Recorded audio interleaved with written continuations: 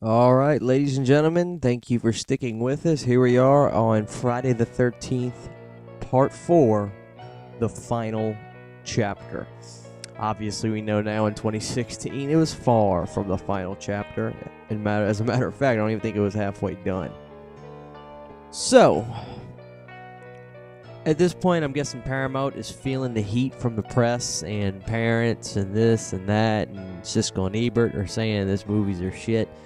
All the while, these movies are making great money. So I guess they're left in a position to say, all right, we got to stop this. We're making money. This is great, but, this backlash is killing us. That's my thought process behind what probably happened in 1984. So they wanted to go out with a bang. And Part 4, the final chapter, is among the best of the Friday the 13th films. I will say that. It's kind of hard to say what the best one is.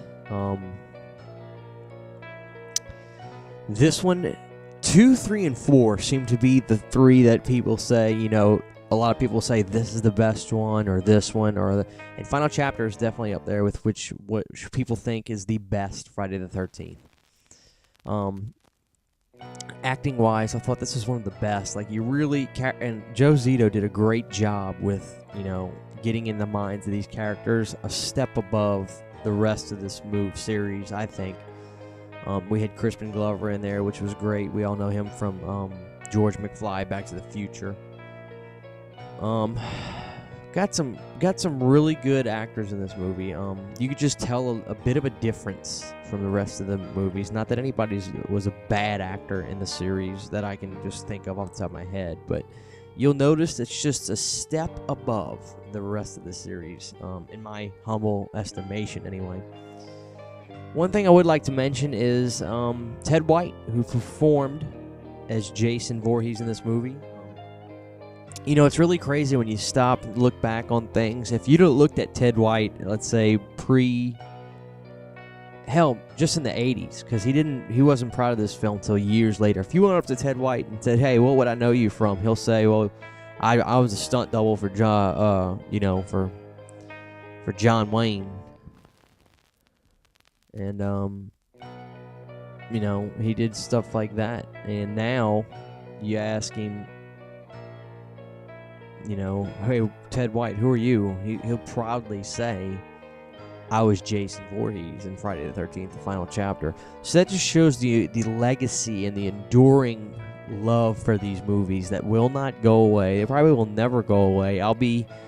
I might be 60 years old one day, still talking about these movies, showing kids, grandkids, the whole 9 yards. They'll never be recaptured again. The magic that was Friday the 13th. Part 4, from every aspect, I think was good. There's really not a single complaint I have about this movie. I did get to meet Eric Anderson at a Texas Frightmare convention, who was Rob. I think that was his name. Yeah, in Part 4, he was a great guy. The kills were a little bit more just brute in this movie, and I was okay with that. Jason didn't really start getting clever until about Part 6, I would say.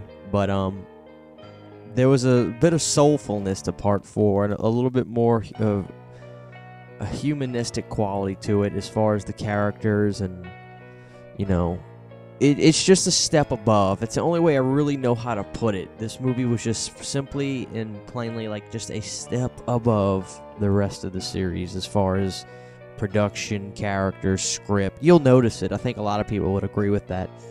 I've never really talked to anybody who said the final chapter sucked, and it made a lot of money. And what we do know today is, at the very ending of the filming, I think some of the producers probably said to themselves, "You know what, screw the backlash that parents are getting from this, giving us about this or whatever. These movies are making way too much money.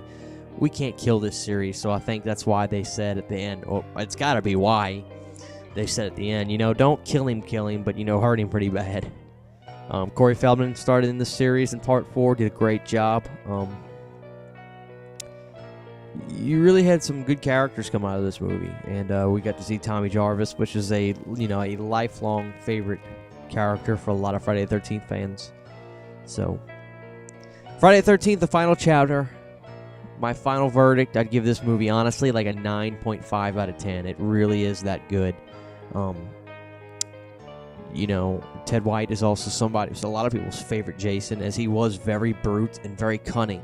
Not as sinister as the Jason in Part 3, but more of a brute monster, which worked very, very well in my estimation in the final chapter. All right, guys, so now it's time for you. Your thoughts on the final chapter. Is this your favorite of the series? Do you not like it? It's all up to you guys to talk about it in the comment section below. So this is Christian Hannah Horror saying we'll see you guys next time with Friday the 13th Part 5, A New Beginning. But until then, y'all be good.